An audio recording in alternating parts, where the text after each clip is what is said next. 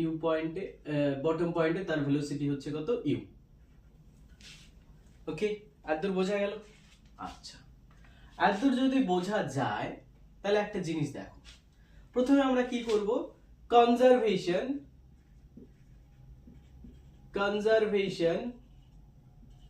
Of mechanical energy, সেটাকে আমরা চলো অ্যাপ্লাই করার চেষ্টা করি। কনজারভেশন অফ মেকানিক্যাল এনার্জি, আমরা ধরে নিচ্ছি যে কোনো ডিসিপেটিভ ফোর্স নেই, অর্থাৎ কোনো সুতোর মধ্যে কোনো ফ্রিকশন নেই, ওকে, এয়ার রেজিস্ট্যান্স নেই।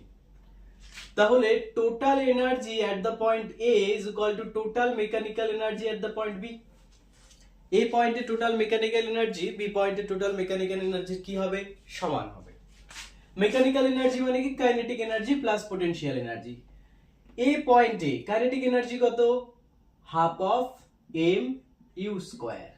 এই পয়েন্টে পোটেনশিয়াল এনার্জি কত, আমরা এই পয়েন্টের রেসপেক্টে পোটেনশিয়াল এনার্জি মেজার করব, মানে একদম বটম পয়েন্টের রেসপেক্টে পোটেনশিয়াল এনার্জি মেজার করব। তার মানে এই বটম পয়েন্টে হাইট কত, হাইট হচ্ছে 0, তাহলে পোটেনশিয়াল এনার্জি কত হবে, 0। বলে বুঝতে পারলে কিনা? বি পয়েন্টে কাইনেটিক এনার্জি কত, half of m v square. B পয়েন্টে কাইনেটিক এনার্জি কত, half of m v square. B পয়েন্টটা ধরে নাও যে বেস থেকে যে রেফারেন্স লাইন আমরা নিয়েছি, সেই রেফারেন্স লাইন থেকে এইচ হাইটে আছে।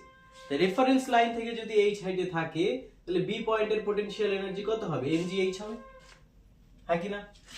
তার মানে আমরা বলতে পারি mm দেখো ক্যান্সেল আউট হয়ে যাচ্ছে, ঠিক আছে, half of u square is equal to half of v square plus